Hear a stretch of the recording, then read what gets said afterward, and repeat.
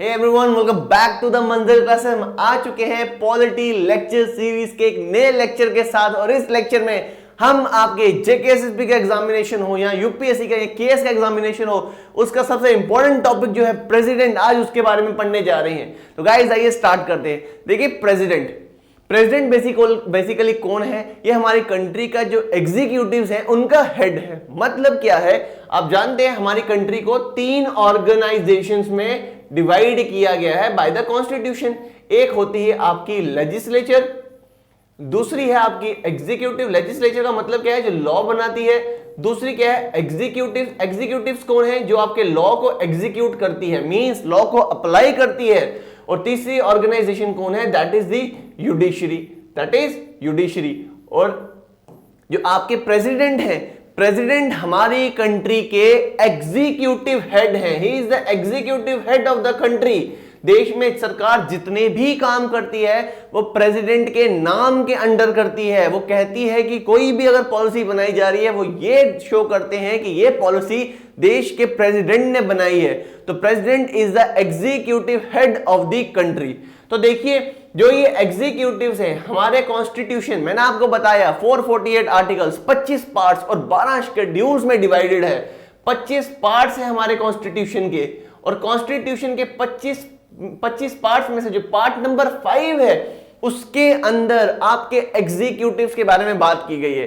तो एग्जीक्यूटिव्स कौन कौन है हमारी कंट्री में? देखिए, अगर हम एग्जीक्यूटिव्स की बात करें, आपके प्रेसिडेंट, आपके vice president, PM, council of ministers और अटॉर्नी जनरल, ये कौन से एग्जीक्यूटिव हैं? Part 5 of the Indian constitution talks about the union executives.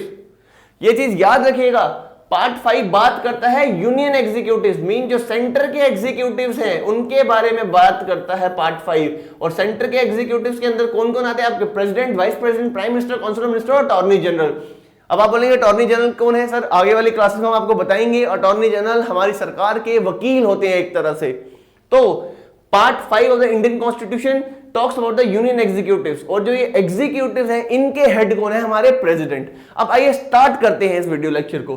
तो देखिए बच्चों, हमारा जो कॉन्स्टिट्यूशन है वो आर्टिकल्स में डिवाइडेड है। 448 आर्टिकल्स है एट द प्रेजेंट टाइम, और 448 आर्टिकल में से जो आर्टिकल नंबर 52 है, जो आर्टिकल नंबर 52 है, 52 कहता है कि हमारी कंट्री में there shall be a president of the country. Country में एक प्रेसिडेंट होना चाहिए। देखिए, आप जानते हैं 26 जनवरी 1950 को इंडिया रिपब्लिक बना। इंडिया रिपब्लिक बना मींस हमारा कॉन्स्टिट्यूशन अप्लाई हुआ, और हमारे कॉन्स्टिट्यूशन में लिखा गया था जो हमारी कंट्री के हेड होंगे, he will not be hereditary head। hereditary means कोई राजा का बच्चा ही राजा नहीं बनेगा। he will be elected, उसको लोग इलेक्ट करेंगे। तो इन्होंने कहा कि हमारे कंट्री के जो हेड होंगे, जो कौन है? हमारे president, he will be elected by the people। he will be elected by the people। तो article 52 of the Indian Constitution says that there shall be the president of the country। India में कोई president होना चाहिए। तो article 52 इसके बारे में बात करता है। तो आर्टिकल 52 के बाद हम बात करते हैं आर्टिकल 53 के बारे में। आर्टिकल 53 किसके बारे में बात करता है? आर्टिकल 53 कहता है हमारे देश में, हमारे देश को चलाना है, हमारे देश के लॉज को एग्जीक्यूट करना है। जितने भी लॉज हमारी लेजिस्लेचर बनाएगी उसको देश में अप्लाई करना है, देश को एडमिनिस्टर करना है। तो आर्टिकल 53 कहता है जितनी भी एग्जीक्यूटिव पावर होगी हमारी कंट्री की, वो किसके पास होगी? एग्जीक्यूटिव पावर, सारी एग्जीक्यूटिव पावर हमारे प्रेसिडेंट के पास होगी। मींस देश को चलाने की सारी भागदौड़ हमारी प्रेसिडेंट करेंगे, सारी जिम्मेदारी हमारे प्रेसिडेंट के ऊपर है। तो आर्टिकल 53 कहता है प्रेसिडेंट इस एग्जीक्यूटिव, इन एग्जीक्यूटिव पावर का इस्तेमाल यहां तो खुद भी कर सकता है डायरेक्टली, यहां तो डायरेक्टली कर सकते हैं, किसी की हेल्प ना ले, खुद भी एग्जीक्यूटिव पावर्स का इस्तेमाल कर सकते हैं, देश को चला सकते हैं, या हमारी कंट्री के प्रेसिडेंट को अपने सबऑर्डिनेट्स की हेल्प भी लेनी पड़ सकती है। वो सबऑर्डिनेट्स की हेल्प भी ले सकते हैं अपने देश को एडमिनिस्टर करने के लिए, इन एग्जीक्यूटिव पावर्स को एग्जीक्यूट करने के लिए, देश को चलाने के लिए। मतलब आर्टिकल 53 कहता है all the executive power of the country is given to the president of the country. और ये जो प्रेसिडेंट है, प्रेसिडेंट इन पावर्स का इस्तेमाल यहां तो डायरेक्टली खुद कर सकते हैं या अपने सबॉर्डिनेट्स के थ्रू कर सकते हैं। आप बोलोगे सर डायरेक्टली वाली बात तो समझ आ गई, सबॉर्डिनेट्स कौन होंगे? देखिए प्रेसिडेंट के पास एक सबसे इंपॉर्टेंट पावर होती है कि वो अपने सबॉर्डिनेट्स को चुन सकता है। सर सबॉर्डिनेट्स कौन है? प्रेसिडेंट काउंसिल ऑफ मिनिस्टर्स बनाता है। काउंसिल ऑफ मिनिस्टर्स कौन होंगे? उसमें प्राइम मिनिस्टर होंगे और बाकी मिनिस्टर्स होंगे। तो प्रेसिडेंट का सबसे इंपॉर्टेंट पावर क्या है? वो प्राइम मिनिस्टर और बाकी मिनिस्टर्स को अपॉइंट करता है। तो आप बोलेंगे सर ये जो प्राइम मिनिस्टर मोदी हैं, जो मोदी प्राइम मिनिस्टर बने हैं, ये प्रेसिडेंट ने चुनी है? ऑब्वियसली इसके पीछे एक पूरा प्रोसीजर है। जनता जिस पार्टी को मेजॉरिटी वोट देगी वो पार्टी अपनी एक लिस्ट प्रेसिडेंट के सामने रखेगी, सर हमारा ये लीडर है, आप इस लीडर को अपॉइंट कीजिए एज अ प्राइम मिनिस्टर। तो प्रेसिडेंट फिर उसको अपॉइंट करेंगे। नॉर्मली ऐसे अपनी मर्जी से अपॉइंट नहीं कर सकते वो, हाँ इमरजेंसी की कंडीशन आएगी तो कर सकते हैं। कोई इमरजेंसी पड़ गई है, कोई प्राइम मिनिस्टर मर गए हैं या रिजाइन कर गए हैं, तो अपनी मर्जी से कोई पार्टी अपना लीडर पेश नहीं कर रही तो प्रेसिडेंट खुद किसी को चुन के प्रेसिडेंट प्राइम मिनिस्टर बना सकते हैं। बट जनरली कोई पार्टी का जो लीडर होगा वही प्राइम मिनिस्टर बनेगा और इनको अपॉइंट कौन करते हैं? That is the president. तो प्रेसिडेंट अपनी पावर को या तो डायरेक्टली यूज कर सकते हैं, जो ये नहीं करते हैं, या ये अपनी पावर का इस्तेमाल करेंगे, यूज करेंगे थ्रू देयर सबॉर्डिनेट्स, और वो कौन है? प्राइम मिनिस्टर और मिनिस्टर। आज देश में प्राइम मिनिस्टर पॉलिसीज बना रहे हैं, बाकी मिनिस्टर्स पॉलिसी बना रहे हैं, और वो पॉलिसीज किसके नाम के अंडर बनाई जाती है? वो नाम होता है प्रेसिडेंट का। तो आर्टिकल 53 कहता है सारी एग्जीक्यूटिव पावर देश की प्रेसिडेंट के पास होगी और प्रेसिडेंट इन पावर का इस्तेमाल या तो खुद करेंगे या अपने सबॉर्डिनेट्स की हेल्प के थ्रू करेंगे। तो गाइस आई थिंक आपको ये आर्टिकल 53 क्लियर हुआ होगा। तो आइए आगे बढ़ते हैं। आगे देखिए, आगे आर्टिकल 54 कहता है, आर्टिकल 54 कहता है it talks about the election of the president. Article 54 कहता है कि प्रेसिडेंट इलेक्टेड होंगे, means it talks about the election of the president. Election of the president कि हमारे देश में प्रेसिडेंट जो होंगे, आर्टिकल 52 कहता है प्रेसिडेंट होंगे, आर्टिकल 53 बोलता है, 54 बोलता है प्रेसिडेंट इलेक्ट होंगे। अब वो इलेक्ट कैसे किए जाएंगे? वो जो पूरा मैनर होगा कि किस तरह से इलेक्शन होनी है, किस तरह से इलेक्शन पूरा प्रोसीजर चलेगा, वो कौन बताता है? वो आर्टिकल 55 बताता है। आर्टिकल 55 के अंदर, आर्टिकल 55 के अंदर पूरा प्रोसेस है, पूरा प्रोसीजर है। Manner of election of president, manner of election of president. अब यहां पे आप बोलेंगे सर ठीक है हमने मान लिया, आप कह रहे हैं 52 बोलता है प्रेसिडेंट होना चाहिए, 54 बोलता है प्रेसिडेंट की इलेक्शन होनी चाहिए। अब कैसे इलेक्शन होगी? वो पूरे जो प्रोसेस है, जो पूरा प्रोसीजर है, वो बात की गई है आर्टिकल 55 के अंदर। तो आइए गाइस आर्टिकल 55 को और इलैबोरेटली देखते हैं कि किस तरह से प्रेसिडेंट की इलेक्शन होती है। क्या हम लोग प्रेसिडेंट की इलेक्शन में वोट देते हैं या नहीं देते हैं? आइए इसके बारे में जानते हैं। तो आइए गाइस, तो देखिए बच्चों, जो प्रेसिडेंट है हमारी कंट्री के, आपने कभी नहीं देखा होगा या आपने कभी भी प्रेसिडेंट की इलेक्शन में खुद जाके वोट नहीं किया होगा। आप अभी जो लोकसभा की इलेक्शन आ रही है आप उसी में वोट करते हैं, या आप स्टेट लेजिस्लेटिव असेंबलीज की इलेक्शन में वोट करते हैं। आपने आज तक कभी भी, अगर आपके घर के बड़े बुजुर्ग भी होंगे जो आज कोई 10th टाइम कोई इलेक्शन में वोट करने जा रहे हैं, आप उनसे भी पूछेंगे, वो बोलेंगे आज तक हमने कभी प्रेसिडेंट की इलेक्शन में कभी वोट नहीं दिया, प्रेसिडेंट को कभी हमने इलेक्ट नहीं किया है। तो फिर ये आपका एक क्वेश्चन उठेगा, सर फिर आप कैसे बोल सकते हैं प्रेसिडेंट को इलेक्ट कर रहे हैं, देश के लोग इलेक्ट करेंगे? तो आर्टिकल 55 जिसके अंदर हम बात कर रहे हैं manner of election of president, तो आइए इसको इलैबोरेटली स्टडी करते हैं। मैनर ऑफ इलेक्शन, तो बच्चों देखिए प्रेसिडेंट, देखिए जो प्रेसिडेंट है हमारे कंट्री के वो होंगे इलेक्टेड। प्रेसिडेंट को इलेक्ट करेंगे, कौन करेंगे? हम लोग करेंगे। क्या हम डायरेक्टली जाके वोट ईवीएम मशीन पे वोट देके इनको इलेक्ट करेंगे? No, president is not directly elected by the people, not directly elected. हम लोग इनको इलेक्ट नहीं करते। तो फिर कौन कर रहा है? आपका क्वेश्चन आएगा सर कौन कर रहा है? फिर प्रेसिडेंट को हम डायरेक्टली इलेक्ट नहीं कर रहे हैं, प्रेसिडेंट इनडायरेक्टली इलेक्ट किए जा रहे हैं, इनडायरेक्टली। अब आप बोलेंगे सर ये क्या मतलब है इनडायरेक्टली इलेक्टेड? अगर हम इनको वोट नहीं कर रहे हैं तो मतलब हम कैसे बोल सकते हैं इलेक्टेड है? अब देखिए बच्चों, यहां पे एक प्रोसीजर बनाया गया है कॉन्स्टिट्यूशन द्वारा।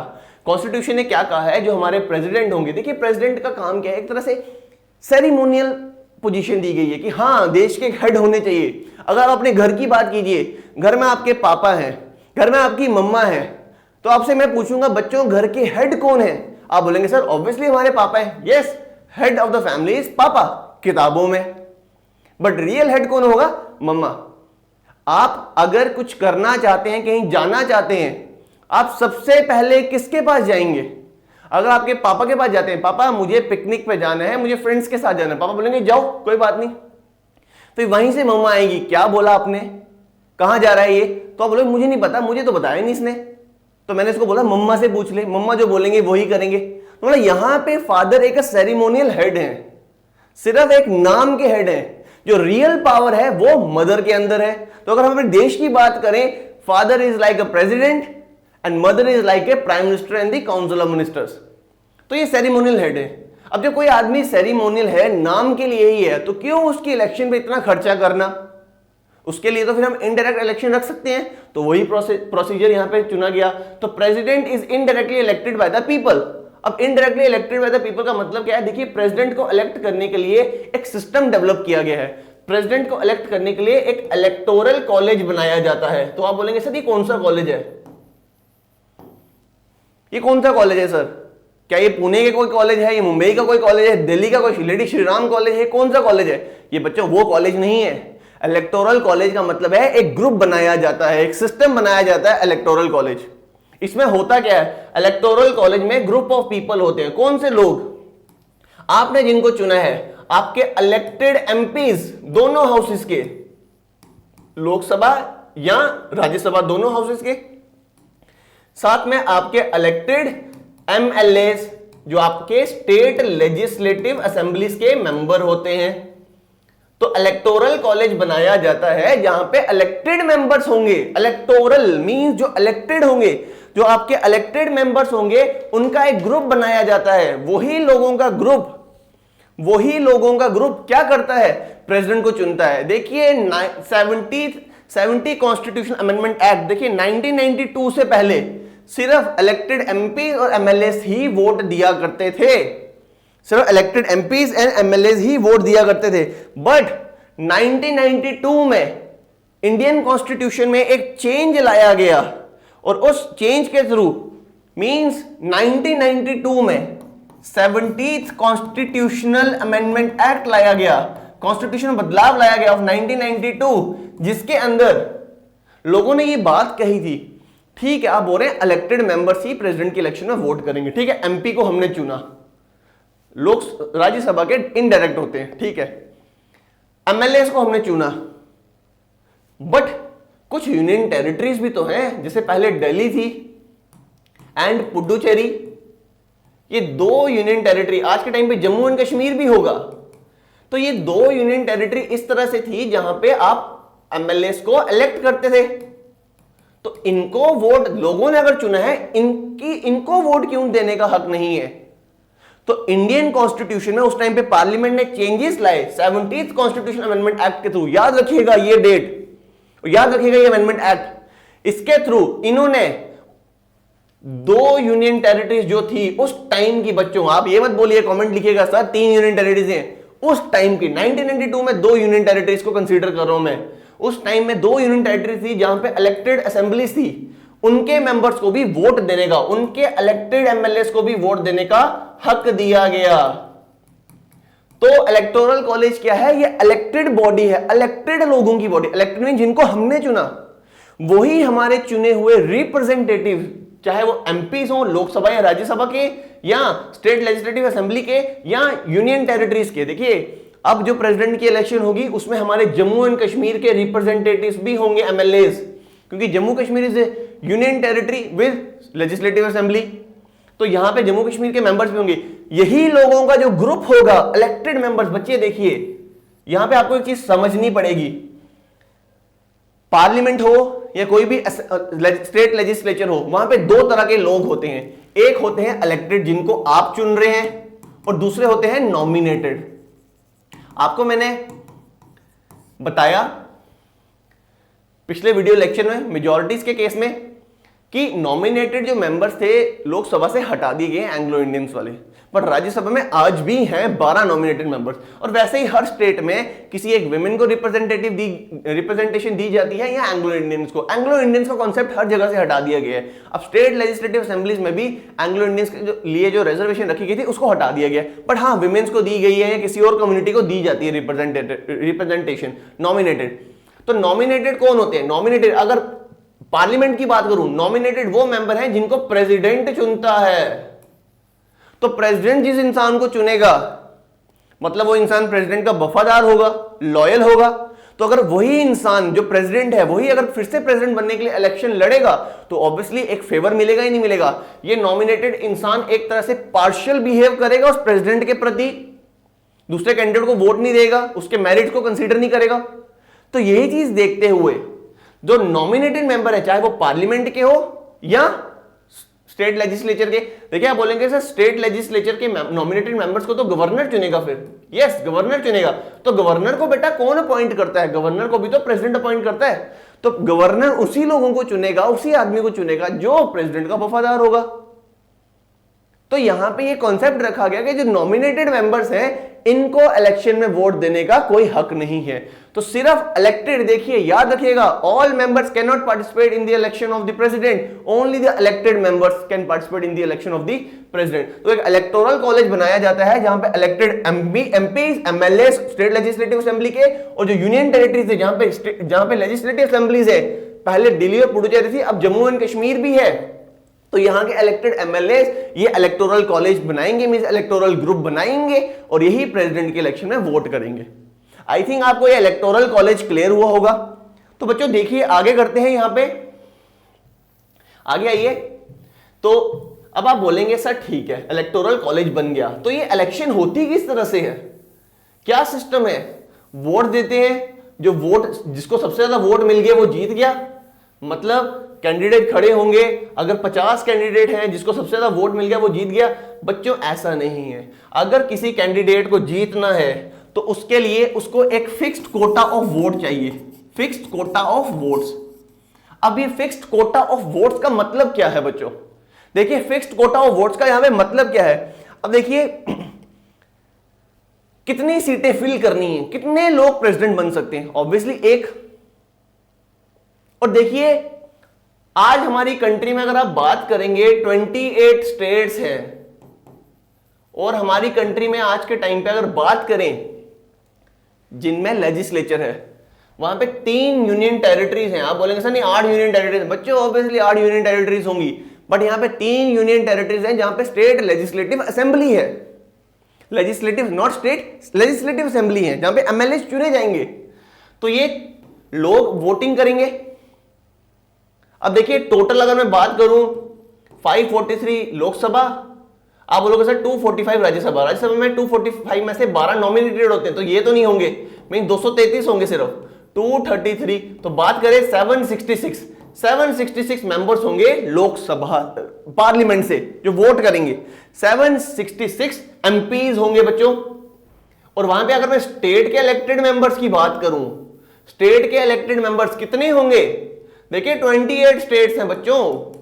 अगर जैसे अगर यूपी की बात की जाए 400 सीटें हैं, 400 इलेक्टेड मेंबर्स हैं, वही आधे से ज्यादा हो गए एमपी के। तो यहां पे पहले फिक्स कोटा ऑफ वोट चाहिए होते। देखिए हर कोई वोट डालेगा, उनको एक लिस्ट दी जाएगी, वो उस पर वोट डालेंगे, अपनी प्रेफरेंस देंगे। अब देखिए कोटा के लिए क्या होता है, कोटा के लिए यहां पे कंडीशन है, that is total valid votes polled, कि कितने वैलिड वोट्स पड़े। अब आप बोलेंगे सर वैलिड वोट्स का मतलब क्या है यहां पे? अब देखिए कोई आदमी 2 टिक्के मार गया, कोई आदमी क्या है उसने वोट ही नहीं डाला, ऐसे सबको टिक्स मार गया, 1 1 1 1। यहां पे प्रेफरेंस देनी होती है, एक लिस्ट मिलेगी। देखिए एक ही आदमी खड़ा नहीं होगा, मल्टीपल आदमी खड़े होंगे, आपको एक ऐसे लिस्ट दी जाएगी, सबका नाम होगा वहां पे। यहां पे आपको प्रेफरेंस दी जाती है, जहां पे जो हमारे रिप्रेजेंटेटिव होंगे उनको जब ये लिस्ट पहुंचाई जाएगी कि वोट डालिए आप किसको बनाना चाहते हैं। सपोज यहां पे नाम है सबके, तो आप बोलोगे पहला मैं इसको देखना चाहता हूं, मेरी पहली प्रेफरेंस ये है। अगर इसके बाद देखना है मैं दूसरी प्रेफरेंस ये दूंगा, तीसरी ये दूंगा। वैसे ही बच्चों जैसे आप अपने जेकेएसएसबी के एग्जामिनेशन की तैयारी करते हैं, प्रेफरेंस देते हैं अगर मुझे जम्मू डिस्ट्रिक्ट मिल गई तो ठीक है, नहीं तो मैं सांबा डिस्ट्रिक्ट, नहीं तो मैं कठुआ डिस्ट्रिक्ट, नहीं तो मैं उधमपुर, नहीं तो मैं रियासी। आप ऐसे ही प्रेफरेंस देते हैं, वैसे ही ये प्रेफरेंस दी जाती है। और ऐसा नहीं हो कोई आदमी आया उसने पहला इसको, दूसरा भी इसको, पहला सबको पहला पहला पहला दे दिया, तो ये एक तरह से इनवैलिड वोट बन जाएगा। तो वैलिड वोट पोल्ड, कितने वोट्स वैलिड पड़े हैं, ठीक है, ये आगे upon total seats to be filled, total seats to be filled मतलब प्रेसिडेंट के लिए कितनी सीटें फिल करनी है। तो ऑब्वियसली बच्चों वो एक ही होगी, एक। देखिए अगर आप अपनी लक्ष्मीकांत खोलेंगे, वहां पे आपको लिखा आता है इस तरह से, लक्ष्मीकांत में आता है 1, लक्ष्मी 1 प्लस 1, ये वोट, ये कोटा के लिए एक कंडीशन है। अब ये 1 का मतलब क्या है, that is total seats to be filled, कितनी सीटों को हमें फिल करना है प्रेसिडेंट के इलेक्शन के लिए। तो ऑब्वियसली वो एक ही है, तो एक ही लिखा होगा। तो टोटल सीट फिल्ड प्लस 1, तो ये हो जाएगा हाफ वोट किसी एक को मिले और हाफ किसी को मिले, वो टाई हो जाएगा, तो इसलिए प्लस 1 रखा जाता है। सपोज कीजिए बच्चों अगर 100 वोटर्स हैं, 100 वोट्स पड़े हैं, 100 वोटर्स हैं, तो किसी को जीतने के लिए कितना चाहिए, 100 अगर वैलिड वोट्स हैं, 100 ये हो गए। प्रेसिडेंट के लिए कितने लोग बनने चाहिए, एक आदमी बनना चाहिए, प्लस 1 इज इक्वल टू, देखिए 100/2 ये हो गया 50 प्लस 1 51, जिसको 51 वोट्स मिल गए बच्चों, that is consider as the quota, कि उसको कोटा मिल चुका है। अगर जिस इंसान ने एक कोटा अचीव कर लिया, that person is considered to be elected as a president. I think आपको एक कोटा का कंसेप्ट क्लियर हुआ होगा। तो आइए आगे करते हैं, ठीक है। कोटा ऑफ वोट चाहिए होता है, अभी भी स्टोरी यहां पे खत्म नहीं हुई बच्चों लोग। देखिए बच्चों यहां पे आपको मैं बता देता हूं, आपको सारे नोट्स पीडीएफ्स आपको मिल जाएंगे हमारे टेलीग्राम चैनल को आप सब्सक्राइब करें, टेलीग्राम चैनल पे आप हमारे साथ कनेक्टेड रहिए, आपको सारे नोट्स मिल जाएंगे, उसकी आप चिंता मत कीजिए। जैसे मैं आपका स्पेशलाइजेशन का पार्ट भी कवर कर रहा हूं फॉर द जेकेएसबी सुपरवाइजर एग्जामिनेशन। कई बच्चे बोलते हैं सर पीडीएफ दीजिए, बच्चों डेफिनेटली आपको पीडीएफ मिलेंगे, हम 1-2 दिन के अंदर पीडीएफ डाल देंगे उसके अंदर, वो एमसीक्यूज के पीडीएफ हो या हमारे जो लेक्चर्स की पीडीएफ हो, वो डाल देंगे हम। बस पहले आप एक चीज कीजिए, आप हमारे जो कॉन्सेप्ट हम आपको समझाने की कोशिश कर रहे हैं, यहां पे जो हम आपको एफर्ट्स आपके सामने हम रख रहे हैं, आप प्लीज उन वीडियोस को ध्यान से देखिए, कॉन्सेप्ट डेवलपमेंट कीजिए अपनी। अगर आप वो करेंगे तो डेफिनेटली आपके कॉन्सेप्ट क्लियर होंगे और आप क्वेश्चन कर पाएंगे। पीडीएफ आपको मिलेगा ही मिलेगा, विद नोट्स भी आपको मिलेंगे। तो ये स्टार्ट करते हैं। तो मैंने कोटा की बात कर दी कि कोटा ऑफ वोट चाहिए हमें, मतलब 1+1 चाहिए, ठीक है, ये तो बात होगी क्लियर। अब ये सिस्टम ऑफ इलेक्शन क्या है, किस तरह से इलेक्शन होती है। देखिए हम कहते हैं प्रेसिडेंट की जो इलेक्शन होती है, it is to the mean of proportional representation. President is elected to the mean of proportional representation.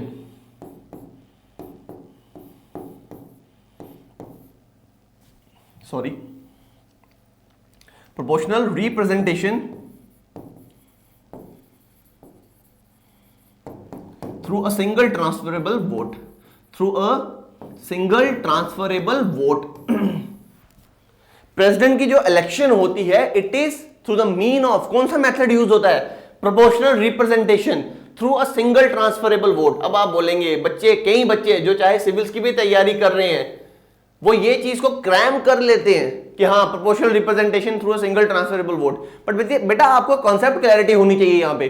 Proportional representation through a single transferable vote का मतलब क्या है, आइए पहले हम डिकोड करते हैं प्रोपोर्शनल रिप्रेजेंटेशन का यहाँ पे मतलब क्या है। देखिए प्रोपोर्शनल रिप्रेजेंटेशन जिस तरह से मैंने आपको बताया बच्चों कि प्रेसिडेंट की जो इलेक्शन होती है, प्रेसिडेंट की इलेक्शन में 28 स्टेट्स हैं और 3 यूनियन टेरिटरीज हैं जहां पे लेजिस्लेटिव असेंबली है वो पार्टिसिपेट करती है, ठीक है।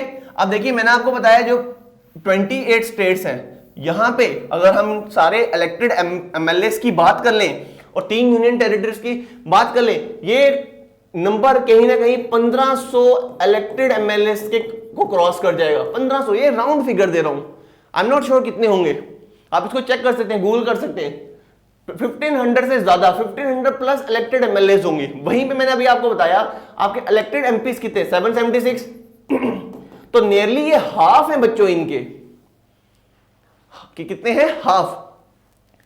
तो प्रोपोर्शनल रिप्रेजेंटेशन, सबसे पहले हम बात करेंगे प्रोपोर्शनल रिप्रेजेंटेशन की मतलब क्या होती है। देखिए प्रोपोर्शनल रिप्रेजेंटेशन का यहां पे मतलब है parliament on one side and state legislatures plus UT legislatures on other side. Parliament legislatures में कौन होंगे बच्चा? लेजिस्लेचर में एमएलएस होंगे और पार्लियामेंट में कौन होंगे? एमपीज होंगे। अब देखिए 776 एमपीज है और 1500 से ज्यादा एमएलएस है। अगर सबको एक वोट भी देने का अगर हक मैं दे दूं, अगर दे दिया जाए, मैं कहां दूंगा, वो तो कॉन्स्टिट्यूशन ने दिया है, अगर हक दे दिया जाए, एक एक वोट हर कोई करेगा, तो एडवांटेज किसको मिलेगा बच्चों लोग? एडवांटेज मिलेगा एमएलएस को। एमएलए अपनी मर्जी से किसी आदमी को चुन सकते हैं, सिंगल हैंडेडली वो चुन लेंगे, तो पार्लियामेंट के पास तो पावर रही ही नहीं एक तरह से। तो यहां पे प्रोपोर्शनल रिप्रेजेंटेशन, आपका नंबर जितना कम उस हिसाब से आपको वोटिंग पावर दी जाएगी। प्रोपोर्शनल रिप्रेजेंटेशन के केस में जब पार्लियामेंट और स्टेट लेजिस्लेचर की बात की जाएगी, यहां पे जो इनके एमपी और एमएलए हैं, इनके votes total value of votes of MPs is equal to total value of votes of MLAs. ये है प्रोपोर्शनल रिप्रेजेंटेशन। एमपीज कम है, एमएलए ज्यादा है, बट इनके वोट की वैल्यू बराबर होनी चाहिए। प्रोपोर्शनल वोटिंग की जाती है, मतलब यहां पे अगर आपको मैं बोलूं एक एमपी के वोट की वैल्यू ज्यादा है एक एमएलए के वोट की वैल्यू से। This is what the proportional representation means बच्चों। मतलब एक एमपी के वोट की वैल्यू बहुत ज्यादा है as compare to the vote value of one MLA, क्योंकि एमएलए ज्यादा है और एमपी कम है, तो इनके बीच में हमें पैरिटी क्रिएट करनी है, इक्वालिटी क्रिएट करनी है। तो एमपी के वोट की वैल्यू ज्यादा होगी और एमएलए की वोट की वैल्यू कम होगी। मतलब आप बोल सकते हैं एक एमपी के वोट की वैल्यू 2 एमएलए के वोट के बराबर होगी। यहां पे ये क्रिएट किया है, दिस इज प्रोपोर्शनल रिप्रेजेंटेशन। अभी भी ये खत्म नहीं हुआ बच्चों। हमने पार्लियामेंट और स्टेट लेजिस्लेचर के केस में तो ये हमने क्लियर कर दिया कि total value of votes of MPs वो किसके बराबर है? Total value of votes of MLAs. मतलब एक एमपी के वोट की वैल्यू ज्यादा होगी। मतलब आपने 776 को 1500 प्लस से आपने इक्वेट कर रहे हो, मतलब इनके वोट की वैल्यू कम होगी, इनके वोट की वैल्यू ज्यादा होगी। ठीक है बच्चों, बट टोटल वैल्यू क्या होगी? सबकी सेम होगी। बच्चों आई थिंक ये आपको यहां पे क्लियर हुआ होगा। प्रोपोर्शनल रिप्रेजेंटेशन यहां पे पार्लियामेंट और स्टेट लेजिस्लेचर के केस की बात करें तो आपको क्लियर हुआ होगा। अब यहां पे आपके दिमाग में एक क्वेश्चन उठ सकता है, सर ठीक है ये मान लिया हमने, बट सर कुछ स्टेट्स ऐसी हैं जहां पे नंबर ऑफ इलेक्टेड एमएलए ज्यादा हैं एज कंपेयर टू वो स्टेट्स जहां पे नंबर ऑफ एमएलए कम है, तो उस केस में भी वो भी प्रोपोर्शनल रिप्रेजेंटेशन है। देखिए लोगों की पॉपुलेशन, जिस स्टेट की पॉपुलेशन जितनी ज्यादा होगी, जिस स्टेट की पॉपुलेशन जितनी ज्यादा होगी वहां पे उतने ज्यादा इलेक्टेड एमएलए होंगे, इलेक्टेड एमएलए होंगे।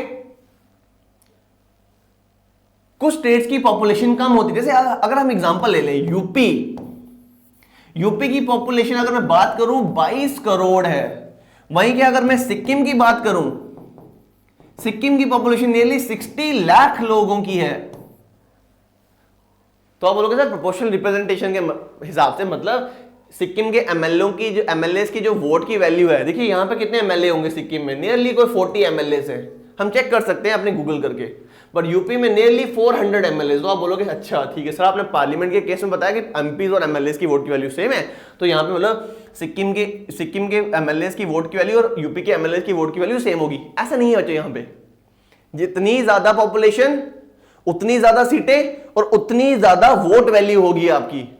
प्रोपोर्शनल रिप्रेजेंटेशन का मतलब है जितने, देखिए पार्लियामेंट के इलेक्शन में पूरा देश पार्टिसिपेट कर रहा है, स्टेट लेजिस्लेटिव असेंबली के इलेक्शन में कम ही लोग पार्टिसिपेट कर रहे हैं ना, तो पार्लियामेंट के इलेक्शन में पूरा देश और सारी स्टेट्स को मिला ले वो भी पूरा देश, तो दोनों की वैल्यू बराबर होनी चाहिए, क्योंकि पॉपुलेशन भी उस केस में पूरे देश को ले लो और सारी स्टेट्स को मिला के ले लो, वो सेम पॉपुलेशन है, तो वैल्यू बराबर रखी। बट यहां पे वैल्यू बराबर नहीं होगी। जिस स्टेट की मतलब vote value of MLA of UP is more than vote value of MLA of Sikkim. मतलब आपकी स्टेट की जितनी ज्यादा पॉपुलेशन, मतलब उतनी ज्यादा इलेक्टेड एमएलए की सीटें, मतलब उतनी ज्यादा उस इलेक्टेड एमएलए के वोट की वैल्यू एज कंपेयर टू दो स्टेट जहां पे लोगों की पॉपुलेशन कम है, एमएलए की पॉपुलेशन कम है। ये जो सिस्टम बना, देखिए पैरिटी लाने की कोशिश की एक तरह से। पार्लियामेंट और स्टेट लेजिस्लेटिव असेंबलीज की वोट की वैल्यू बराबर कर दी, और अगर स्टेट की बात की, यहां पर डिस्टिंग्विश किया है, जितनी ज्यादा पॉपुलेशन उतनी ज्यादा वोट की वैल्यू उस स्टेट की, उस एमएलए की। तो आई थिंक ये बच्चों आपको प्रोपोर्शनल रिप्रेजेंटेशन क्लियर हुआ होगा। तो बच्चों नेक्स्ट इसी के थ्रू आता है, मैंने आपको बताया मैनर क्या है इलेक्शन का, that is proportional representation through the single transferable vote. अब आप बोलोगे सर सिंगल ट्रांसफरेबल वोट क्या है? मैंने अभी आपको बच्चों बताया था, सिंगल ट्रांसफरेबल वोट का मतलब क्या है। Single transferable vote, single transferable voting का मतलब क्या है? आपको एक लिस्ट दी जाएगी बच्चों लोग, उसमें जितने भी कैंडिडेट खड़े हुए हैं उनका नाम दिया जाएगा आपको बोलेंगे प्रेफरेंस दीजिए। एक जो इलेक्टोरल कॉलेज का एक मेंबर होगा, जैसे मैं अगर एमपी हूं या एमएलए हूं, मुझे लिस्ट दी जाएगी, मैं एक वोट नहीं करूंगा, मैं प्लूरल वोट्स करूंगा। प्लूरल वोट्स का मतलब क्या है? मल्टीपल वोट्स करूंगा। मतलब मैं बोलूंगा पहला प्रेफरेंस मैं इसको रखता हूं, दूसरा मैं इसको रखता हूं, तीसरा मैं इसको रखता हूं, चौथा इसको, पांचवा इसको, छठवां इसको। मतलब मैंने सबको प्रायोरिटी दी, कैटेगराइज किया कि मैं पहला इसको, दूसरा, तीसरा, चौथा, ठीक है, ऐसे ही सब देंगे। तो जब इलेक्शन खत्म हो जाएगी, देखिए जो प्रेसिडेंट की इलेक्शन होती है ये सीक्रेट बैलेट के थ्रू होती है। सीक्रेट बैलेट मींस आप किसी भी पार्टी की हो, पार्टी आपके वोट का आगे झांकेगी नहीं, हाँ किसको वोट दिया तुमने, नहीं, वो हर एमएलए एमपी का अपना डिस्क्रिप्शन है, वो किसको वोट देना चाहता है, किसको प्रेफरेंस रखेगा, तो सीक्रेट बैलेट के थ्रू होगा यहां पे, ये चीज याद रखिएगा। अब जब वोट दिया मैंने, ठीक है, इलेक्शन खत्म, मतलब वोटिंग खत्म, अब इलेक्शन कौन कराता है प्रेसिडेंट की? देखिए प्रेसिडेंट की इलेक्शन करवाते हैं इलेक्शन कमीशन वाले। इलेक्शन कमीशन, वो इलेक्शन कमीशन जो आपके लोकसभा की इलेक्शन भी करवाएंगे, तो इलेक्शन कमीशन वाले वोटिंग करवा लेते हैं, फिर वो स्लिप्स इकट्ठी की ले जाते हैं अपने इलेक्शन कमीशन के ऑफिस में, चेक करते हैं वहां पे। अब देखिए होता क्या है, यहां पे काउंट करते हैं। सपोज लिस्ट में पहला नाम सबके केस में सेम होगा, दूसरा नाम सबके केस में सेम होगा, प्रेफरेंस दी होगी लोगों ने। सपोज पहला कैंडिडेट है, उसको वो कोटा वोट्स मिल गए, उसने वो कोटा अचीव कर लिया, सपोज 51 वोट चाहिए थे, मिल गए।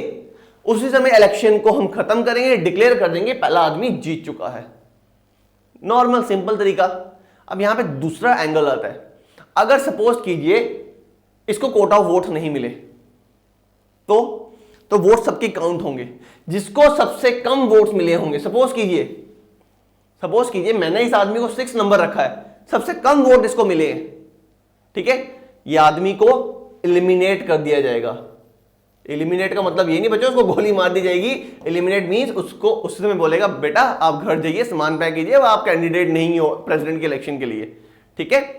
अब वो लोग जिन्होंने मैंने 6 रखा है इस इंसान को, सपोज करो इसका नाम है राजू, मैंने इस राजू को 6 रखा कि मेरी 6th प्रायोरिटी है, बट ऐसा थोड़ी ना बच्चा लोग, किसी लोगों ने इस राजू को अपनी फर्स्ट प्रेफरेंस भी रखा होगा, हाँ या ना।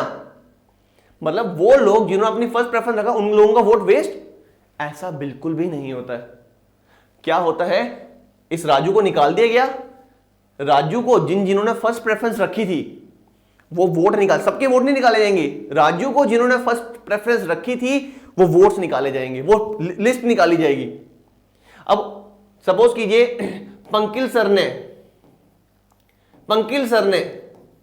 रणधीर सर ने राजू को फर्स्ट प्रेफरेंस रखी थी, ये तो निकल गया। क्या पंकिल सर रणधीर सर का वोट कैंसिल? ऐसा बिल्कुल भी नहीं है। पंकिल सर और रणधीर सर ने किसी पुष्पा को अपनी सेकंड प्रेफरेंस रखा था, तो पंकिल सर और रणधीर सर का जो सेकंड प्रेफरेंस थी, मतलब पंकिल सर और रणधीर सर का वोट अब इस पुष्पा को चला जाएगा।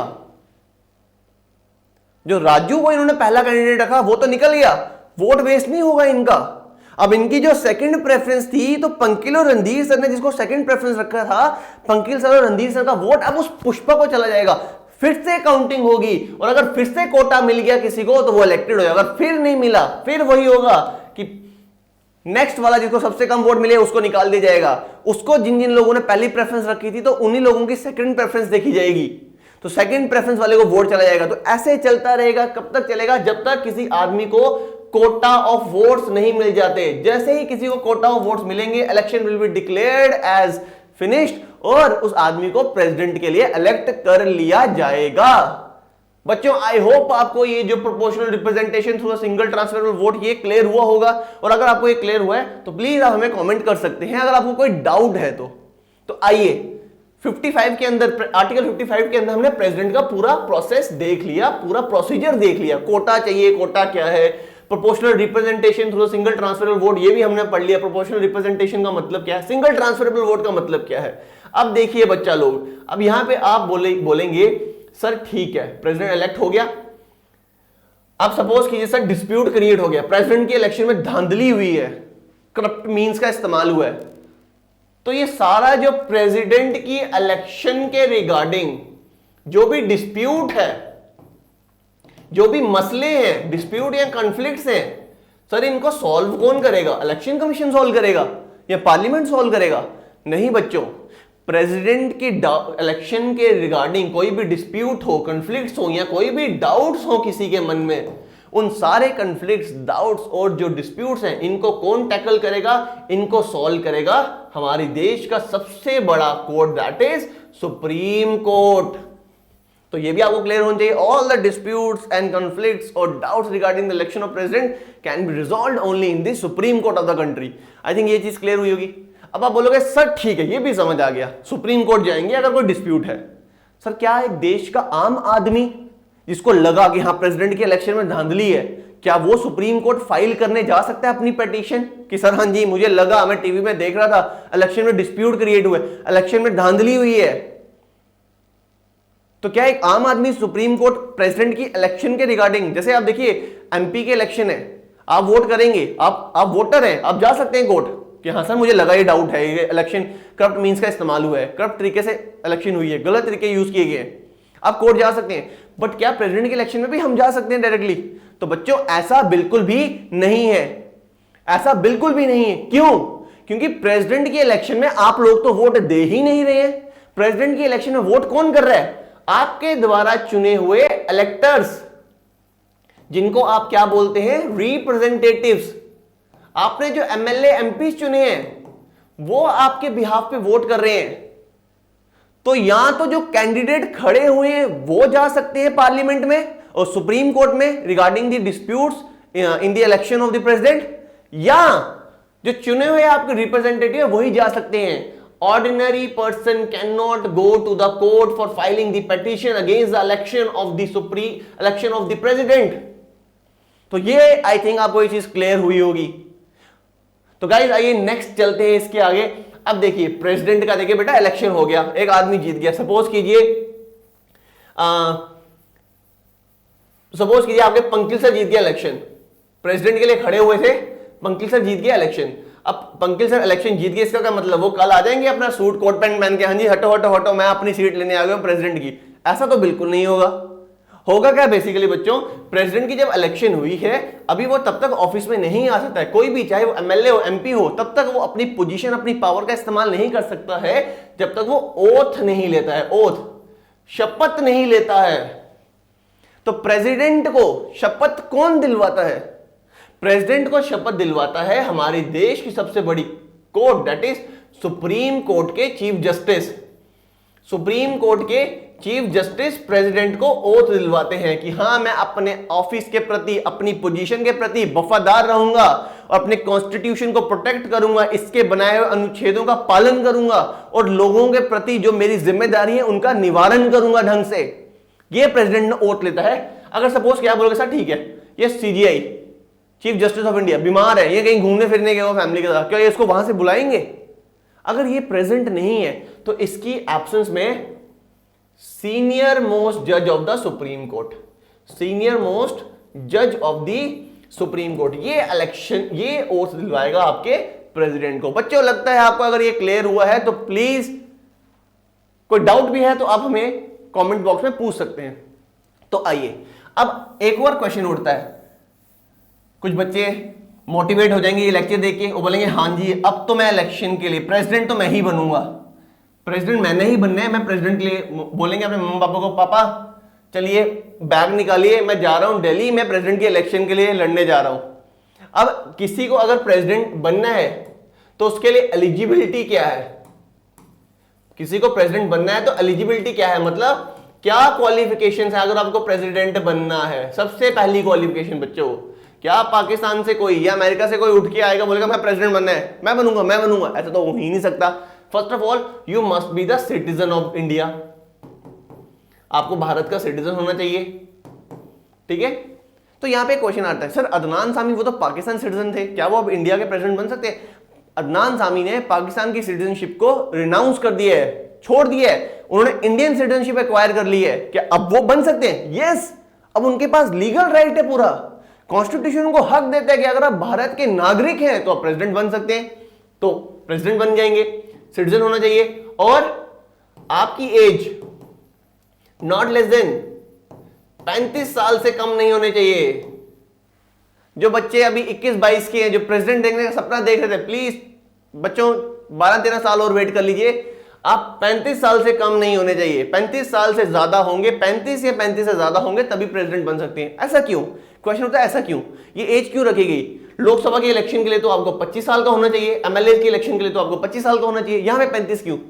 देश का हेड है, हेड शुड बी एक्सपीरियंस्ड, तो वो एक्सपीरियंस को देखते हुए एज के कंडीशन को रखा गया है बच्चों। I think this might be clear.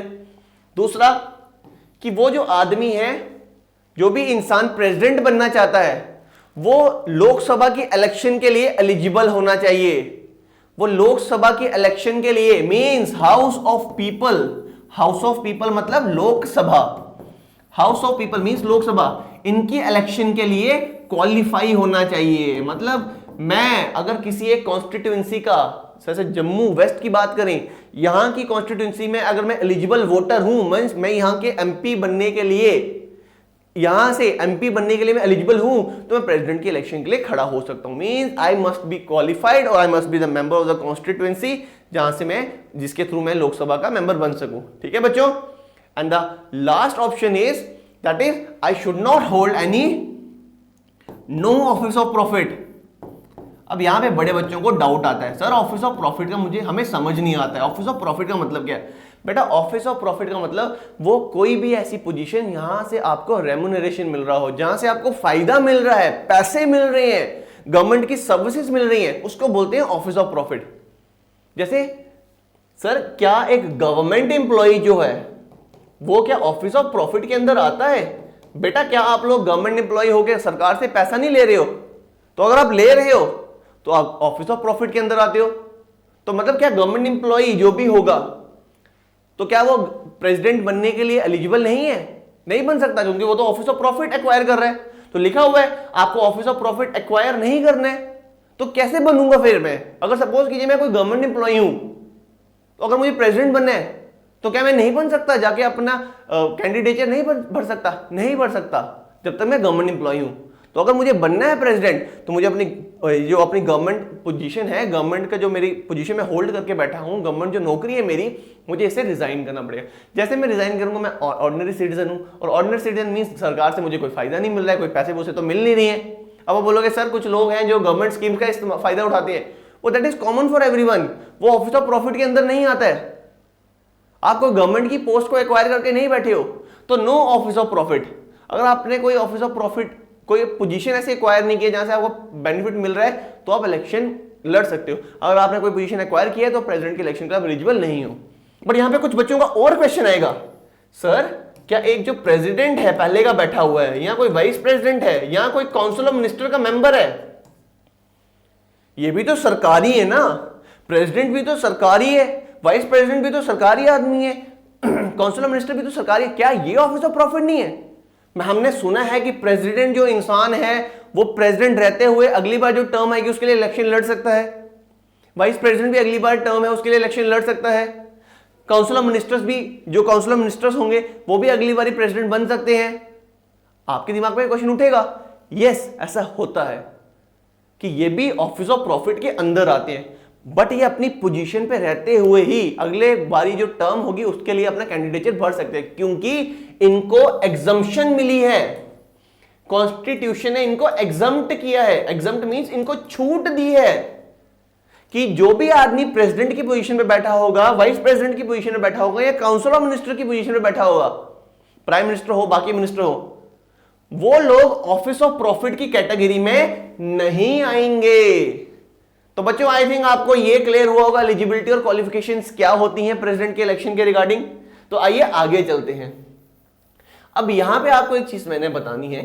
देखिए, अगर आप प्रेसिडेंट बन गए, क्वालिफिकेशन आपकी पूरी हो गई है, आपको यही क्वालिफाई करना था, आपको इस तरह से आपकी क्वालिफिकेशन होनी चाहिए। अब आप बोलेंगे सर क्या फायदा मिलता है प्रेसिडेंट बन के? देखिए बेटा, सैलरी और राष्ट्रपति भवन तो मिलता ही है आपको, आपके पर्सनल प्रेसिडेंशियल गार्ड्स तो मिलते ही हैं। हर दिन रिपब्लिक डे पे आप सर पे हाथ रख के सल्यूट करके खड़े रहेंगे, जितने भी मार्चिंग कंटेंडेंट्स होंगे उनको आप पास करवाएंगे, ठीक है, ये तो आपकी पावर है। प्राइम मिनिस्टर भी आपके आगे हाथ जोड़ेगा, दुनिया की जितनी भी बड़ी बड़ी कंट्रीज के डिग्निटरी आएंगे आप उनको रिसीव करेंगे, ये तो आपके पावर है ही। और क्या पावर है? बेसिकली बेटा यहां पे प्रेसिडेंट के पास कुछ इम्यूनिटी होती है। इम्यूनिटी मींस सर क्या उसकी बॉडी के अंदर इम्यूनिटी है? क्या वो च्यवनप्राश खाता है सर? ठीक है, वैसा नहीं बेटा। इम्यूनिटी का मतलब कुछ उसको प्रोटेक्शन दी गई है, मतलब कुछ उसको प्रिविलेजेस दी गई हैं प्रेसिडेंट को, प्रिविलेजेस। और ये प्रिविलेजेस क्या है, ये इम्यूनिटी क्या है? देखिए, प्रेसिडेंट सरकार का हेड है, सरकार के अंडर आर्मी भी आती है। प्रेसिडेंट कोई ऑर्डर दे दे, कोई एग्जीक्यूटिव ऑर्डर इशू करे, और अगर उस एग्जीक्यूटिव ऑर्डर के थ्रू लोगों के राइट्स वायलेट होते हैं तो क्या लोग कोर्ट जा सकते हैं? यस, जा सकते हैं। क्या लोग कोर्ट में प्रेसिडेंट को नहीं ला सकते? घसीट के कोर्ट ऑर्डर नहीं दे सकता प्रेसिडेंट को, प्रेसिडेंट ने ये गलत किया है, गलत ऑर्डर निकाला, लोगों को हार्म किया प्रेसिडेंट ने किसी भीड़ के ऊपर गोली चलाने के लिए कह दिया और लोग मर गए, क्या प्रेसिडेंट ने ही ऑर्डर दिया था ना? क्या प्रेसिडेंट को आप कोर्ट में घसीट नहीं सकते हैं? बेटा तो ऐसा बिल्कुल भी नहीं है, ऐसा बिल्कुल नहीं है कि प्रेसिडेंट के अगेंस्ट जाके आप केस नहीं कर सकते। आप कर सकते हैं, कोर्ट में जाके, सुप्रीम कोर्ट में जाके प्रेसिडेंट के अगेंस्ट केस कर सकते हैं, बट प्रेसिडेंट के बिहाफ पे कौन आएगा? आंसरेबल हो प्रेसिडेंट के बिहाफ पे आंसर कौन करेगा? प्रेसिडेंट के बिहाफ पे गवर्नमेंट ऑफ इंडिया आएगी आंसर देने के लिए, और गवर्नमेंट ऑफ इंडिया अपने वकील को लेके आएगी, और वकील कौन सा होगा? Attorney general. ऐसा नहीं है प्रेसिडेंट कोर्ट में नहीं ला सकते प्रेसिडेंट को, बट हाँ इम्यूनिटी है, उसको आप कोर्ट में पेश होने के लिए नहीं बोल सकते, उसको इम्यूनिटी है, वो किसी भी अपने एग्जीक्यूटिव ऑर्डर के लिए लायबल नहीं है। पर अगर लायबल नहीं है मतलब प्रेसिडेंट किसी का भी गोली बोल दे पूरे देश को खत्म कर दो, वो खत्म कर देंगे, ऐसा बिल्कुल नहीं हो सकता। गवर्नमेंट ऑफ इंडिया प्रेसिडेंट के बिहाफ पे आंसरेबल है, और गवर्नमेंट ऑफ इंडिया किसके थ्रू अपने केस को आगे फॉरवर्ड करती है? अटॉर्नी जनरल के बेसिस पे। ठीक है, ये तो आ गया सरकारी काम जब प्रेसिडेंट कर रहा था तो उस केस में वो उसको पर्सनल इम्यूनिटी है। क्या प्रेसिडेंट, सपोज कीजिए देश का प्रेसिडेंट, वो बोलता है कि मैं आज जो प्रेसिडेंट की गाड़ी आज मैं खुद चलाऊंगा, सामने भीड़ प्रोटेस्ट कर रही थी, वो डर गया, एक्सेलरेटर पे पांव रख दिया, भीड़ को कुचल दिया, मींस अपने पर्सनल एक्ट्स के लिए क्या प्रेसिडेंट लायबल है कोर्ट में? क्या उसको इम्यूनिटी है इस केस में? यस, पर्सनल एक्ट के केस में भी उसको इम्यूनिटी है। अगर प्रेसिडेंट यहां पे कोई क्रिमिनल एक्ट करता है, क्रिमिनल किसी को गाड़ी के नीचे लेके मार देता है, क्रिमिनल एक्ट, या प्रेसिडेंट ऑफिस में कोई घुसता है, प्रेसिडेंट गोली निकाल के शूट कर देता है उसको, उस केस में भी वो पर्सनल एक्ट है उसका, उस केस में भी प्रेसिडेंट को इम्यूनिटी है। फिर आप बोलेंगे सर इसके पास तो बहुत पावर है, तो मतलब प्रेसिडेंट अपनी बीवी से डाइवोर्स ले सकता है, मतलब आराम से उसको बीवी कोई कॉम्पनसेशन भी क्लेम नहीं कर सकती, प्रेसिडेंट किसी की भी जमीन, ऑफिस में बैठा हुआ किसी की भी जमीन को कब्जा कर सकता है, बट ऐसा नहीं है। डाइवोर्स, जमीन, एसेट का जो मामला होता है इसको बोलते हैं सिविल प्रोसीडिंग्स। क्या बोलते हैं इसको? Civil proceedings. और सिविल प्रोसीडिंग्स में प्रेसिडेंट को इतनी इम्यूनिटी नहीं है, बट ऐसा नहीं है कि प्रेसिडेंट ने मेरी जमीन कब्जा की, अपनी बीवी को डाइवोर्स दिया तो वो उससे में कोर्ट जाएंगे और प्रेसिडेंट को बोलेंगे आओ पेश हो जाओ, ऐसा बिल्कुल नहीं है। प्रेसिडेंट को 2 महीने का नोटिस दिया जाएगा, 2 मंथ का नोटिस दिया जाएगा, और इस 2 मंथ के अंदर प्रेसिडेंट को बोलेंगे कॉम्पनसेशन दे दो। अगर प्रेसिडेंट कॉम्पनसेशन दे देता है तो उसके against civil proceedings institute means civil proceeding start नहीं की जाएगी, पर अगर वो नहीं करता है तो प्रेसिडेंट के अगेंस्ट सिविल प्रोसीडिंग स्टार्ट की जा सकती है। तो आपका फिर से क्वेश्चन उठेगा, सर क्या प्रेसिडेंट अब जाएगा? अभी भी नहीं जाएगा बच्चों, अभी भी उसके बिहाफ पे कौन जाएगा? गवर्नमेंट ऑफ इंडिया, क्योंकि वो हेड है, वो अपने एम्प्लॉय को बोलेगा। एम्प्लॉय कौन है? Prime minister. प्राइम मिनिस्टर देख लेना, जाके देख लो कोर्ट में क्या चल रहा है मेरे अगेंस्ट। तो प्राइम मिनिस्टर जाएंगे, मतलब गवर्नमेंट ऑफ इंडिया जाएगी, और गवर्नमेंट ऑफ इंडिया का कौन जाएगा? अटॉर्नी जनरल जाएगा, सबसे बड़ा वकील, highest law officer of the country. बच्चों आई थिंक आपको इम्यूनिटी और प्रिविलेजेस क्लियर हुई होंगी प्रेसिडेंट के रिगार्डिंग। तो आइए लास्ट टॉपिक जो भी प्रेसिडेंट का है, हम इसको 2 पार्ट्स में कवर करेंगे। ये पार्ट नंबर आपका 1 था। लास्ट टॉपिक इसमें हम देखेंगे प्रेसिडेंट चुन लिया गया है, प्रेसिडेंट मजे कर रहा है, अब उसके पास पावर है, ठीक है। अब क्या प्रेसिडेंट अपनी मनमर्जी करता रहेगा? क्या प्रेसिडेंट को कोई निकाल सकता है? प्रेसिडेंट की टर्म कितनी होती है बच्चों? कितने साल के लिए कोई इंसान प्रेसिडेंट बनता है? देखिए प्रेसिडेंट की टर्म होती है 5 इयर्स के लिए। Term of president is 5 years. तो हमारा कॉन्स्टिट्यूशन कहता है कि प्रेसिडेंट को 5 साल का टर्म दिया जाएगा, और इस 5 साल के अंदर हमें एक आदमी को प्रेसिडेंट चुनना ही है। आर्टिकल, हमारे इंडियन कॉन्स्टिट्यूशन का आर्टिकल नंबर 62 कहता है कि ये 5 साल के कंप्लीट होने से पहले ही हमें न्यू इलेक्शन करवा के एक नए आदमी को प्रेसिडेंट चुनना है। ये एक मैंडेटरी कंडीशन है, क्योंकि जो आदमी प्रेसिडेंट बनेगा, सपोज कीजिए मैं आज प्रेसिडेंट हूं देश का, ठीक है, मैं 2019 में प्रेसिडेंट बना, 24 में मेरा टर्म खत्म होने वाला है, सपोज 6 महीने रह गए हैं। आर्टिकल 62 के मुताबिक अभी 6 महीने हैं मेरे प्रेसिडेंट की पोजीशन को खत्म होने के लिए, बट इस 6 महीने के अंदर अंदर ही मेरे टर्म के खत्म होने से 6 महीने पहले ही हमें फिर से न्यू इलेक्शन करवा के एक नए आदमी को प्रेसिडेंट चुनना है। वो अपनी पोजीशन लेने तभी आएगा जब मैं अपनी पोजीशन छोड़ दूंगा 6 महीने के बाद। प्रेसिडेंट अपनी टर्म को 1 दिन भी एक्स्ट्रा नहीं कर सकता। मतलब अगर सपोज कीजिए इलेक्शन नहीं होती है और मैं अगर प्रेसिडेंट हूं, क्या मतलब मैं वो 5 साल और 1 दिन जो आगे एक्स्ट्रा हो चुका, क्या मैं इस टाइम पे भी प्रेसिडेंट होगा? नहीं। जैसे 5 साल का टर्म खत्म, I cease to be the president of the country. Cease का मतलब मैं खत्म हो जाएगा मेरी टेन्योर, अब मैं प्रेसिडेंट नहीं हूं। तो फिर आप बोलोगे सर आर्टिकल 52 का तो यहां पे मजाक उड़ा दिया गया, there shall be president, president होना ही चाहिए हमेशा हमारी कंट्री में, तो प्रेसिडेंट कौन होगा? तो यहां पे कॉन्स्टिट्यूशन एक प्रोविजन रखा हुआ है बच्चों, और कॉन्स्टिट्यूशन क्या बोलता है?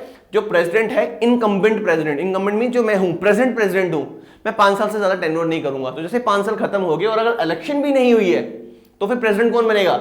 उस केस में जो मेरा बैकअप होगा, और बैकअप कौन है? हमारे देश के प्रेसिडेंट। हमारे देश के प्रेसिडेंट, जब मैं 5 साल टर्म खत्म, मैं प्रेसिडेंट की पोजीशन सीट मुझे खाली करनी पड़ेगी, और वैसे अगर न्यू इलेक्शन नहीं हुई है तो प्रेसिडेंट मेरी जगह आके प्रेसिडेंट का काम करेंगे। मतलब वो प्रेसिडेंट नहीं बनेंगे, ही विल एक्ट और he will fulfil the responsibilities of the president, बस he will not become the president. कि आप ये नहीं बोलो यही प्रेसिडेंट है, ये सिर्फ प्रेसिडेंट का एक नाम दे देंगे, हाँ ये कुछ समय के लिए प्रेसिडेंट बनाए गए, he will only act as a president. बच्चों आई थिंक आपको ये चीज क्लियर हुई होगी। अब देखिए मैंने एज ए प्रेसिडेंट रहते हुए कुछ गलतियां कर दी हैं, मतलब मैं ऐसे कंट्रोवर्शियल स्टेटमेंट दे रहा हूं जिससे गवर्नमेंट की इमेज पूरी कंट्री में खराब हो रही है, पूरी दुनिया में इंडिया की इमेज अगर खराब हो रही है, तो क्या मुझे 5 साल के बाद ही निकालेंगे? उससे पहले नहीं निकाल सकते बेटा। तो हमारे इंडियन कॉन्स्टिट्यूशन का जो आर्टिकल नंबर 61 है, हमारे इंडियन कॉन्स्टिट्यूशन का जो आर्टिकल नंबर 61 है, वो कहता है प्रेसिडेंट को निकाला जा सकता है। मींस हमारे इंडियन कॉन्स्टिट्यूशन का आर्टिकल 61 प्रेसिडेंट की इंपीचमेंट के बारे में बात करता है। तो बच्चों देखिए यहां पे आपको एक चीज पता होनी चाहिए, इंपीचमेंट वर्ड बड़ा अभी भी बड़ा डिबेटेबल है कि रिमूवल नहीं यूज किया यहां पे। प्रेसिडेंट देश के सबसे बड़े हैं, उनके लिए बड़ा एक स्पेसिफिक वर्ड यूज किया गया है, इंपीचमेंट वर्ड यूज किया गया। इंपीचमेंट का मतलब ही रिमूवल है, पर रिमूवल बड़ा ऐसे थोड़ा सा डेरोगेटरी रहता है, तो इंपीचमेंट वर्ड यूज किया गया है। तो प्रेसिडेंट के रिमूवल के लिए आर्टिकल 61 में बात की गई है। अब यहां पे कुछ क्वेश्चन उठते हैं, क्या इंपीचमेंट वर्ड सिर्फ प्रेसिडेंट के लिए यूज किया गया है? अब देखिए जजेस इंक्वायरी एक्ट, आई थिंक 1961 की बात है, जजेस इंक्वायरी एक्ट में सुप्रीम कोर्ट के जजेस, हाई कोर्ट के जजेस को भी रिमूव करने के लिए इंपीचमेंट वर्ड यूज किया गया है आज के टाइम पे। तो सिर्फ अगर आप देखें, अगर कॉन्स्टिट्यूशन की बात करें, कॉन्स्टिट्यूशन में सिर्फ इंपीचमेंट वर्ड प्रेसिडेंट के लिए यूज किया गया था, बट जजेस इंक्वायरी एक्ट ऑफ 1961 या 67 की बात है, मुझे अब ये याद नहीं आ रहा है। तो जजेस इंक्वायरी एक्ट के अंदर इंपीचमेंट वर्ड का यूज सुप्रीम कोर्ट के जजेस या हाई कोर्ट के जजेस को रिमूव करने के लिए भी किया गया है। तो दो ऑफिस के लिए यूज किया गया, दैट इज जुडिशरी के लिए और प्रेसिडेंट के लिए। तो आई थिंक बच्चों आपको ये चीज क्लियर हुई होगी। अब यहाँ पे बात करते हैं इंपीचमेंट प्रोसेस है क्या बेटा। अगर आपने मेरा मेजॉरिटी का लास्ट लेक्चर देखा होगा तो मैंने स्पेशल मेजॉरिटी और थर्ड काइंड बताया था। तो उसके अंदर मैंने बताया था प्रेसिडेंट को हम रिमूव कर सकते हैं। प्रेसिडेंट को रिमूव करने का एक पूरा प्रोसीजर है क्या वो प्रोसीजर बच्चों। अब देखिए बच्चों, किसी आदमी को कोई प्रेसिडेंट मुझे निकालना है, पार्लियामेंट ने मुझे निकाल सकती है सिर्फ पार्लियामेंट ही मुझे निकाल सकती है। देखिए मेरी इलेक्शन में पार्लियामेंट प्लस स्टेट लेजिस्लेचर दोनों ने काम किया, प्लस यूटी लेजिस्लेचर दोनों ने काम किया, तीनों ने काम किया। मुझे इलेक्ट करने में तो तीनों का रोल है, और वो भी कौन, इन सबके इलेक्टेड मेंबर्स, नॉमिनेटेड मेंबर्स नहीं। बट अब जब मुझे निकालना है ना, तो इनको भी मैंने निकाल दिया। कॉन्स्टिट्यूशन ने इनको कोई हक नहीं दिया, स्टेट लेजिस्लेचर और आपकी जो यूनियन टेरिटरी लेजिस्लेचर, इनको कोई हक नहीं दिया। सिर्फ पार्लियामेंट को हक दिया कि वो प्रेसिडेंट को निकाल दे। और पार्लियामेंट के कौन, आप बोलेंगे अच्छा तो अब सिर्फ इलेक्टेड मेंबर्स ही निकाल पाएंगे, वोट कर पाएंगे। अब यहां पे एक और ट्विस्ट है, ना सिर्फ इलेक्टेड मेंबर्स बल्कि नॉमिनेटेड मेंबर्स भी प्रेसिडेंट को निकालने के लिए वोट कर सकते हैं। अब देखिए मैंने किसी को चुना है, उसको मेरी पॉलिसी पसंद नहीं आ रही है, मैं उसको नॉमिनेट किया, उसको पूरा हक है कि वो मुझे निकाल दे, धक्के मार के मुझे निकाल दे, वोट करे मेरे अगेंस्ट। तो नॉमिनेटेड मेंबर्स को भी पूरा वोट है, हक है। अब देखिए प्रेसिडेंट को निकालना है, क्या ये बिल लाया जाएगा, क्या ये बिल होगा। बिल एक लेजिस्लेटिव प्रोसेस है, मींस लॉ बनाने के काम आता है। एक प्रपोजल है जिसका मेन मकसद है लॉ बनाना, बट ये लॉ तो है नहीं है। तो मतलब प्रेसिडेंट को निकालना है तो मुझे कोई मोशन या रेजोल्यूशन लाना पड़ेगा, किसी भी हाउस में ला सकता हूं, चाहे वो लोकसभा हो या राज्यसभा हो बच्चों, लोकसभा या राज्यसभा किसी भी हाउस में मैं ये मोशन ला सकता हूं, रेजोल्यूशन ला सकता हूं। अब क्या मतलब, सपोज कीजिए पंकिल सर हैं एमपी लोकसभा के, वो मुझे निकालना चाहते हैं, क्या पंकिल सर उठेंगे, हाँ सर ये मैंने रेजोल्यूशन लाया है, रचित सर को निकाल दो as a from the position of president, कैसा कर सकते हैं बच्चों। बिल्कुल भी नहीं कर सकते हैं पंकिल सर। अगर पंकिल सर को मुझे निकालना है, अगर उनको ये रेजोल्यूशन हाउस में लाना है मेरे अगेंस्ट, तो उनको एटलीस्ट जिस हाउस में वो लेके आ रहे हैं, मतलब अगर लोकसभा में लेके आ रहे हैं पंकिल सर, 543 मेंबरशिप है, इसकी कितनी है 245, तो पंकिल सर को एटलीस्ट उस हाउस के 1/4, मतलब अगर वो लोकसभा में लेके आ रहे हैं, लोकसभा के 1/4 मेंबर्स जो हैं वो प्रेजेंट एंड वोटिंग नहीं, टोटल स्ट्रेंथ की बात कर रहा हूं मैं, जो टोटल मेंबर्स हैं हाउस के, टोटल मेंबर्स 543, उनके 25% लोगों के मेंबर्स के साइन करवाने पड़ेंगे, सपोर्ट लेने पड़ेगा। अगर पंकिल सर वो लिस्ट पे लोकसभा के 25% लोगों का सपोर्ट लेके आ गए, तो वो रेजोल्यूशन अलाउड कर दिया जाएगा हाउस में, ताकि उसके ऊपर डिस्कशन हो सके। अब मतलब पंकिल सर ने एक ही दिन के अंदर 25% लोगों का सपोर्ट ले लिया तो मुझे निकालने का प्रोसेस स्टार्ट हो जाएगा, ऐसा वो भी नहीं है। मैं बहुत बड़ी पोजीशन पे बैठा हूं, मुझे ऐसे तो निकाल नहीं सकते। तो सबसे पहले मेरे नाम पे 14 दिन का नोटिस निकाला जाएगा। नोटिस, जब गवर्नमेंट किसी को निकालना भी चाहती है तो उसके लिए नोटिस निकालती है। तो प्रेसिडेंट तो गवर्नमेंट के हेड है, तो उनके अगेंस्ट एक नोटिस निकाला जाएगा और कहा जाएगा इन 14 दिनों के अंदर आप रीजन दीजिए, अपने आप को डिफेंड करना है तो उसके लिए आप एविडेंस इकट्ठा कीजिए। देखिए कॉन्स्टिट्यूशन कहता है कि प्रेसिडेंट को निकाला जा सकता है, ठीक है, प्रेसिडेंट को निकाला जा सकता है। किसके लिए? प्रेसिडेंट को निकाला जा सकता है for the violation of constitution. President को निकालने के लिए क्या ग्राउंड हो सकते हैं? Violation of the constitution. अब ये नहीं मेंशन किया गया कॉन्स्टिट्यूशन में, सिर्फ इतना लिखा हुआ है। अगर प्रेसिडेंट कॉन्स्टिट्यूशन को वायलेट कर रहे हैं, बट क्या वायलेशन है उसके बारे में मेंशन नहीं किया गया। क्या वायलेशन है उसके बारे में बिल्कुल भी मेंशन नहीं किया। अगर प्रेसिडेंट वायलेट कर रहे हैं कॉन्स्टिट्यूशन के प्रोविजंस को, तो उस केस में प्रेसिडेंट को निकाला जा सकता है। अब बेसिकली है क्या, जो प्रेसिडेंट को निकालने का पूरा प्रोसीजर है, उसमें वायलेशन कंसीडर आती है। Violation as a ground consider किया जाता है। वायलेशन क्या है नहीं पता है, बट ये पार्लियामेंट खुद डिसाइड करेगा। अगर पार्लियामेंट को देखिए किसी को निकालना है ना, तो वो कोई भी रीजन देके उनको निकाल देंगे, तो पार्लियामेंट खुद डिसाइड करेगा। तो ये एक तरह की पार्लियामेंट की अपनी डिस्क्रिप्शन है कि वो किस तरह से किसी आदमी को निकालेगा। पार्लियामेंट खुद डिटरमाइन करेगा क्या चीज है जो लग रहा है इसने कॉन्स्टिट्यूशन को वायलेट किया है।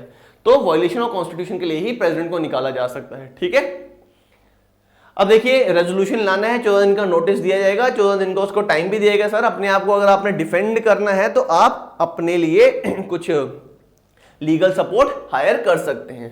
अब अगर 14 दिन का टाइम बीत गया तो उस रेजोल्यूशन को, उस मोशन को हाउस में रखा जाएगा ताकि हाउस में प्रेसिडेंट ने क्या क्या किया है उसके अगेंस्ट डिस्कशन हो सके और प्रेसिडेंट को निकालने के लिए पूरा प्रोसेस चलाया जा सके। तो ये जो रेजोल्यूशन रखा जाएगा हाउस के अंदर 14 दिनों के बाद, तो इसके ऊपर वोटिंग होगी। और वोटिंग कैसे? आपने अगर लेक्चर पढ़ा है special majority of third kind, special majority of third kind, और थर्ड काइंड क्या कहता है? आपको 2/3 सपोर्ट चाहिए। किसका? टोटल स्ट्रेंथ का, मींस टोटल मेंबरशिप का 2/3 सपोर्ट अगर आपको मिल गया उस हाउस में तो माना जाएगा उस हाउस ने रजामंदी दे दी है प्रेसिडेंट को निकालने के लिए। तो क्या लोकसभा में हुआ तो प्रेसिडेंट निकाल दिया जाएगा? नहीं। अब ये लोकसभा में, अगर सपोज कीजिए लोकसभा में 2/3 स्ट्रेंथ मिल गई है, अब इसको दूसरे हाउस में भेजा जाएगा। दूसरा हाउस कौन सा? राज्यसभा।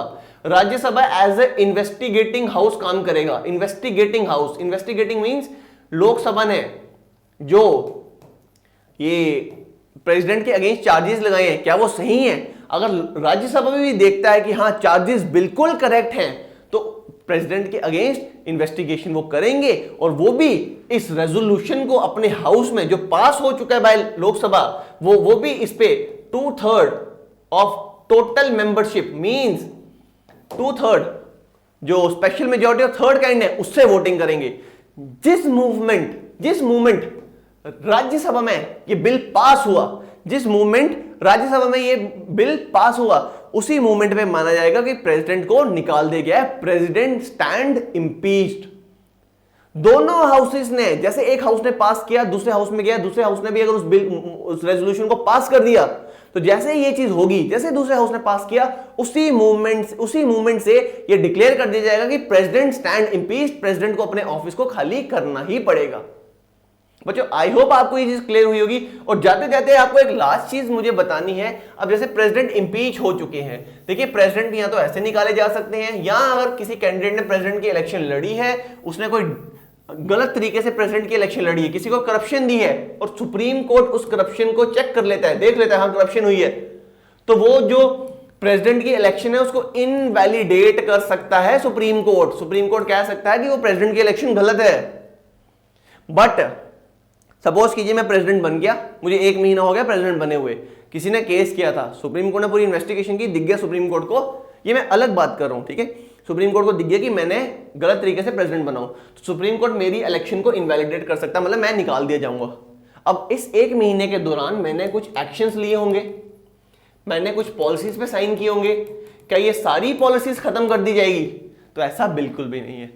प्रेसिडेंट अगर कोई काम किया है, अगर उसको निकाल भी दिया जाता है तो उसकी वो पॉलिसीज वैलिड ही रहेंगी, उसकी पॉलिसीज को इनवैलिडेट नहीं किया जा सकता। तो बच्चों ये था पार्ट 1 हमारे प्रेसिडेंट का। अगले लेक्चर में हम प्रेसिडेंट की पावर्स, वीटो पावर्स के बारे में पढ़ेंगे, प्रेसिडेंट की पार्डनिंग पावर के बारे में पढ़ेंगे। तो अगर बच्चों आपको ये मेरा लेक्चर इंफॉर्मेटिव लगा हो, अगर मेरे लेक्चर आपको ठीक लगा हो तो प्लीज हमारी वीडियो को लाइक करें, सब्सक्राइब करें, मैक्सिमम से मैक्सिमम हमारी इस वीडियो को शेयर करें अपने फ्रेंड्स के साथ। और ये वीडियो आपके ना सिर्फ जेकेएसएफबी एग्जामिनेशन, इवन आपके बाकी जितने भी जेकेएसएफबी एग्जामिनेशन है, यूपीएससी के एग्जामिनेशन है, केएस के एग्जामिनेशन में आपको बहुत ज्यादा हेल्प कर सकती है। तो गाइस आई थिंक आपको मेरा लेक्चर अच्छा लगा होगा। तो thank you so much guys, God bless you all, जय हिंद।